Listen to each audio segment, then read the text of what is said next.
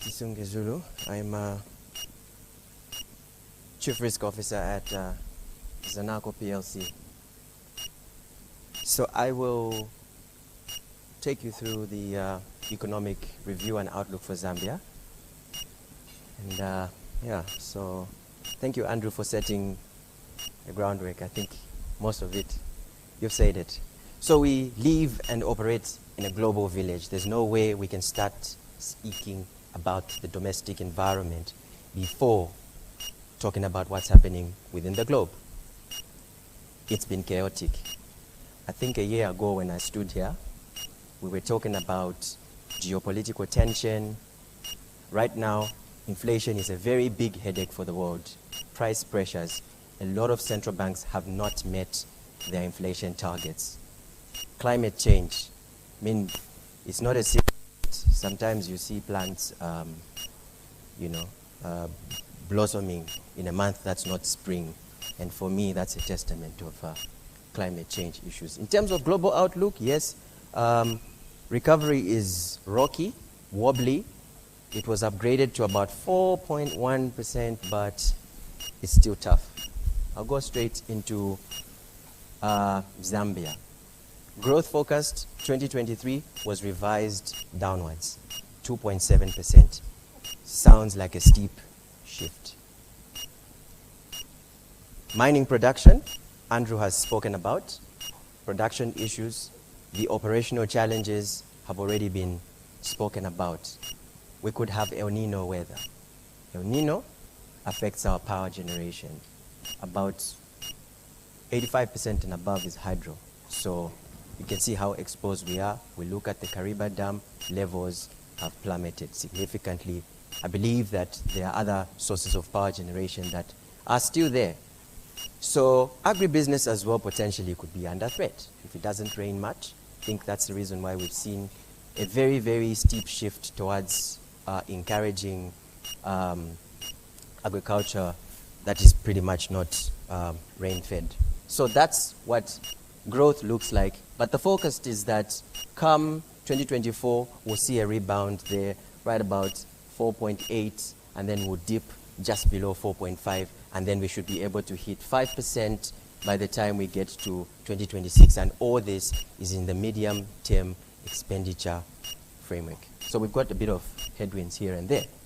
Still in the labyrinth of a debt restructure.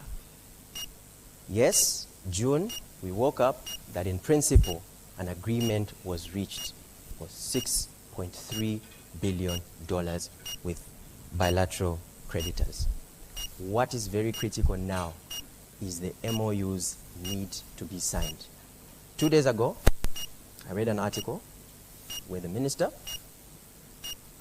stated that, probably by the end of the year, we should get somewhere. But this is very, very critical as it will pave the way for discussions with private creditors. So private creditors are also waiting to see MOUs. So this is quite critical.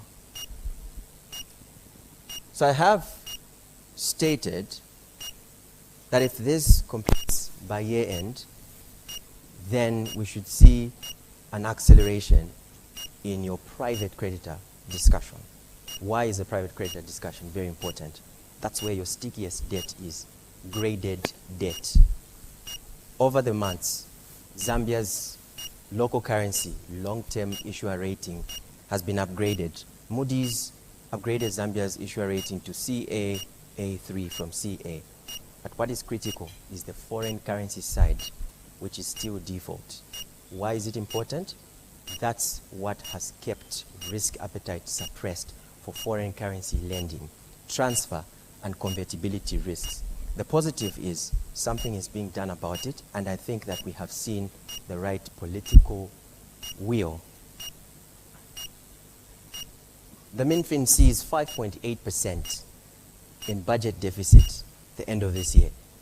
And I think that this really stood out in the budget pronouncement. Estimating to spend 157 billion of 167 billion is remarkable. And I think that this is sending a very strong fiscal signal to cooperating partners and showing Zambia's commitment to restoring fiscal fitness. The last time we had a budget deficit that low was years ago. And the forecast that this 5.8 will narrow to 4.8% next year is pretty much very good news. Copper, mining. I've shared what the copper prices on the London Metal Exchange are looking. But earlier in my remarks, I did mention that production is forecast to hit a 14-year low this year. 10% decline. Not so good for export earnings. And mines are one of the biggest players in the FX market. So if you don't get significant FX, then you expect that your currency would definitely be impacted somehow. I've shared what the production looks like, estimates. So this year, an estimate of about 682,000 K, but we do understand that the gap is widening with DRC. DRC hit 2 million last year, 2.2. And if something is not done urgently about it, the gap will widen significantly. Vedanta Resources and ZCCM-IH resolved their impasse. Very significant development in the mining sector. And I think that Andrew did mention in his slides that addressing Konkola copper mines and Mopani would definitely give mining outlook a positive cue. Zambia has an ambitious target of 3 million metric tons, and resolving these impasses is getting us closer to 3 million metric tons. But exploration investment is very key. He has shared that some of those ore bodies are phasing out, affecting the grade of copper. We need new areas to tap into to hit 3 million metric tons. This is a good start. It excites me because this mine has potential to hit about 350,000 metric tons. Imagine if KCM was at 350,000 metric tons. Add that to the current production. Add the 290,000 to Mopani. You'd already be talking 1.3 million metric tons, hence the urgency, and I wanted to emphasize that point. It does increase the production possibilities. What excites me is not just the mine itself, it's the downstream business. It's the SMEs that provide support to the mines. You know, the gloves, the sulfuric acid, and all the services, accommodation, infrastructure, air travel is all linked to just one anchor sector, which is mining. Yes, we left everybody biting the dust at the mining in Dawa, which is a good thing because Zambia made a very strong statement. And I will quote, the president really spoke about exploration investment, whose propensity has been very low. Why? Because of instability in the tax structure. That was addressed. There have been a number of explorations, which is exciting. Think cobalt metals. I was looking at trade data, and what excited me was that non-traditional exports are poised to hit $4 billion this year, and currently are $700 million higher than a year ago. Guess what is driving this number? Exports of nickel, number one. Cane sugar, tobacco. You can see that if you follow deep, delving into trade data, you will see that this economy is going somewhere. So take keen interest in understanding what is really, really driving trade and growth. Increase in investments to 3.4 billion estimated by the end of this year from 1.7. That's about double that number, which is encouraging. And the geological mapping that Andrew did speak about, it's very, very critical. We need to manage risk. You can't start exploring where you have very low chances of getting out of it. I have deliberately shared this slide to show how an energy stock responded to an announcement on resumption of production at Konkola copper mines. 25% CEC stock went up.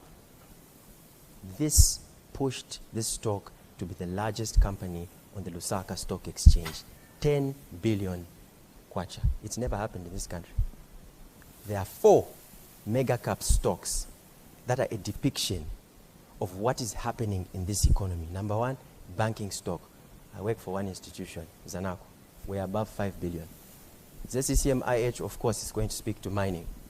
Zambia sugar, I just mentioned that cane sugar is one of the exports that is really, really driving non-traditional exports. And I should have had Chilanga cement there, which is a reflection of construction. Of course, when your mining booms, there's a lot of construction that takes place, your roads and all that. But I thought I should just show how the capital markets are responding to some of the developments in this economy. So when your mining outlook is positive, it does spell demand for energy. Mining takes up a big chunk of your energy grid. So clearly, what we're saying there is your mining outlook is poised to give energy demand a positive cue.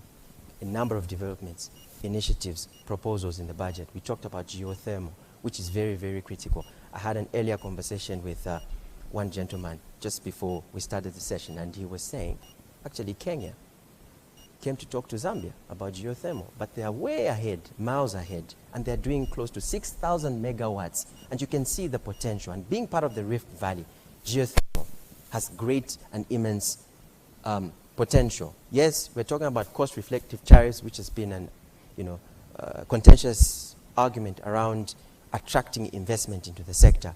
And I know there is a plan that has been put up to increase tariffs, and hopefully we should start seeing an influx of investment. Removal of custom duty on machinery for geothermal, is obviously to stimulate investment into that space. I just wanted to talk about some of the headwinds from El Nino. So because of El Nino weather, we expect that hydroelectric generation could plummet, and potentially we could have maybe some mild load shedding here and there. But I think what's critical is that the outlook is positive, and the ERB approved 7 PPAs, and I think I've listed some of them there to hedge against the risks of declined power generation.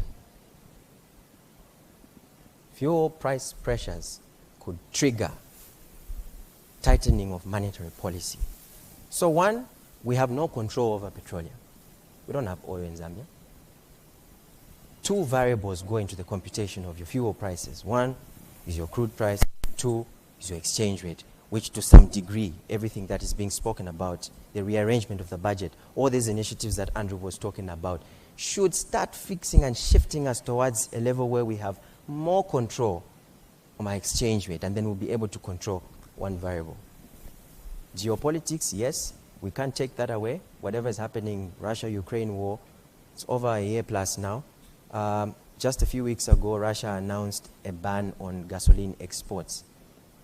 Though they said it wasn't political in nature, they were trying to manage a spike in fuel prices, but the world has interpreted that as probably using of oil as to weaponize the situation, but that's not my area of expertise.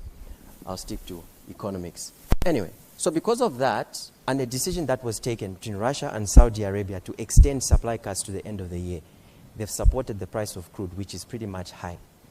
Price of crude had hit $95 a barrel. That's for international ICE Brent, and WTI US crude futures were about $91. That had an impact of increasing the cost of fuel.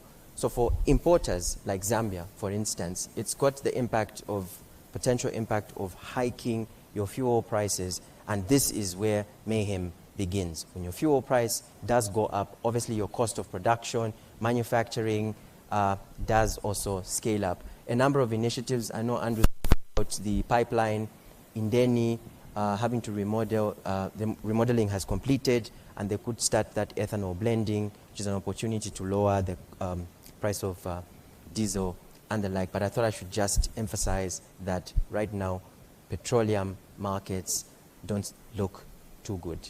Crude is still pretty much elevated. And when that happens, then that's your inflation. Inflationary pressures start to go up, cost push effects. And your central bank will then look around, and the only way they can rein in on inflation is to start hiking rates. And when rates start going up, that's the cost of capital. And then it becomes very costly to do business. Manufacturing pulse. So your manufacturing pulse, for the first time in 4 months, contracted. 49.2, that's as measured by your Purchasing Managers Index. A survey of manufacturers highlighted input inflation 1, because your currency is weak, so the inputs are high cost. Currency weakness, they also cited lack of money, high energy costs. So these are factors that have sent manufacturing pulse into contraction. And if your petroleum price outlook is not so good, then definitely it starts to trickle down and to affect what your manufacturing pulse would be. So readings that are below 50 indicate contraction, and those that are above 50 is expansion, and we are in contraction at 49.2. And if the fuel price continues at these levels, then we expect that this will definitely be pretty much under pressure. CDF allocation increase, very, very good, spurring development, which is great. I believe there is a very, very strong correlation between your CDF allocations, part of your SME growth, and empowering the constituencies, and that is a very, very good thing. I'm not going to delve so much into this aspect, but it does to some extent also solve the quagmire around access to finance, which has been predominantly dubbed challenging for most entities because the cost of capital is high. But I believe that your effective CDF allocation, used correctly with the right financial literacy and structures in place, has potential to spur growth and to support small businesses. I wanted to talk about FX risks. Everybody's interested in the currency, and I thought to pull out a currency rank and just to show you how African currencies have taken a beating. It's been rough for Africa. It's not just Zambia in terms of currency. I think we're coming from an environment where there was COVID, there was everything, there was debt, volatility in commodity prices. What oil is to Angola is what copper is to Zambia.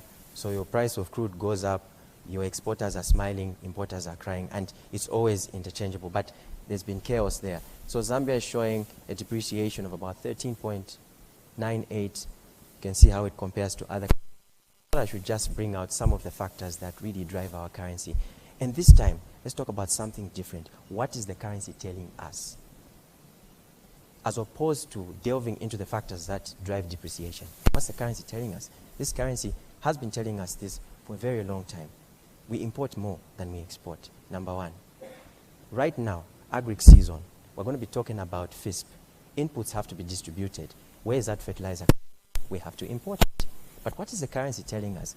If we can start to locally manufacture that fertilizer and meet that demand, we'll be getting pressure off the FX rate. And if we get pressure off the FX rate, we'll be solving a lot of problems, including fuel, because I talked about two variables. So if we can have control over certain variables, then we can start to shift the dial. I know we need FX for fuel, but at the same time, supply has been subdued. Low mining flows. You can see how everything is speaking to each other, how everything interrelates. So it's very urgent for us to address all those mining issues, all those exports that we're talking about, potentially improving manufacturing capability so that our FX base just increases and these currency volatility swings will be a thing of the past. Interest rates. I've shared what the security curve looks like. I have deliberately picked out what the curve was like a year ago when we had this session versus what this curve was like that last Friday when we had a bond auction. Very marginal move. Interest rates have remained sticky upwards. The first move significant happened on Friday when the curve came down. An average of 67.5 basis points. And you can see that 5-year money is still 23.5%, which is pretty much very high. And your 10-year money was just about 26%. I talk about the yield curve because it's a yield curve that any bank will look at when they're looking at the cost of capital. So when your yield curve remains elevated, but part of the reason why the yield curve is elevated is because of fiscal posture. So your fiscal posture is reflected in what your yield curve is.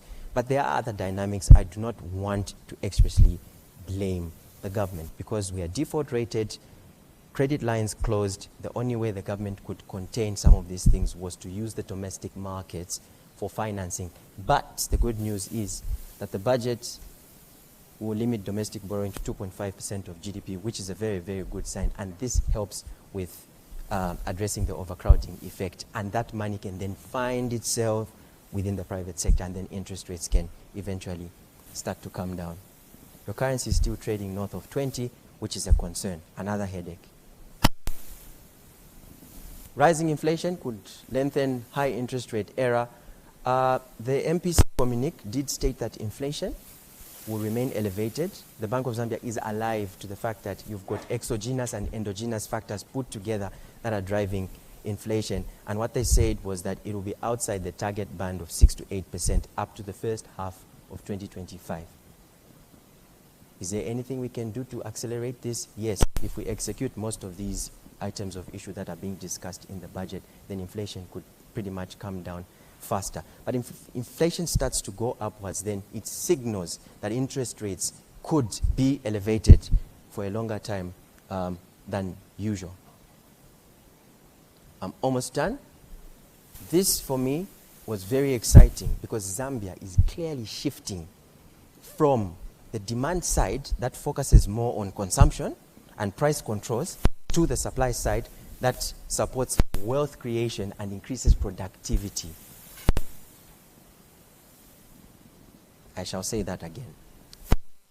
Is moving from the demand side that focuses much on consumption and price controls, too much intervention, to the supply side, which focuses more on increased productivity and wealth creation.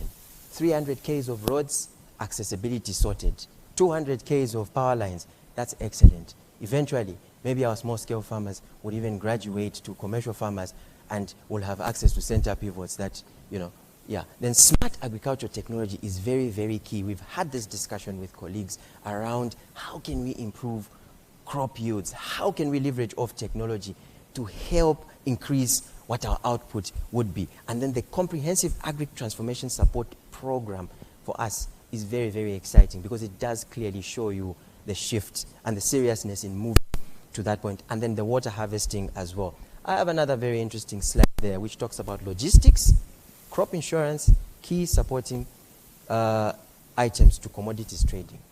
So here, there's two things that I want to bring out. Number one, you can have a ceiling price and a floor price. Because commodity trading has not been so good in Zambia. Two, we need to address insurance. When you store your maize, somebody needs to take up insurance. We need to sort out our collateral management system to the warehouse receipt that will allow a farmer to walk into a bank and get discount finance. For now, that is not working. And that is what pretty much about. And reading this budget, it actually points to all those blocks being in place. And what we wait for now is the execution. But commodities trading needs to come back. Zamake needs to wake up. Mobile money in Zambia is the preferred retail platform. Mobile money has surpassed even point-of-sale machines, including ATM withdrawals. 200 billion kwacha worth of flows. And this will be appreciated if you look at the trajectory from the time we were hit COVID-19. From just under $1 billion to over 200 billion. And that explains in the quest to widen the tax base and what they are collecting. One, mobile money is exciting because it's a testament of Zambia's inclusion agenda. People have now been included. My grandmother in Kaputa can now transact using mobile money. But also the integration in the banks and the MNOs. And this is what you get for that. So I've shared what the proposal is for the tax that has been introduced on mobile money, and also the digital financial inclusion that we can't ignore. And this is also critically contributing to growth. When you see that line that talks about ICTs contributing to growth, when you unpack that, this is also captured in that. And it's held this economy even in times when we have had headwinds. With that said, I feel like it's a fairly balanced budget, and if well executed, will clearly unlock economic potential and production possibilities. Thank you so much for your time, ladies and gentlemen.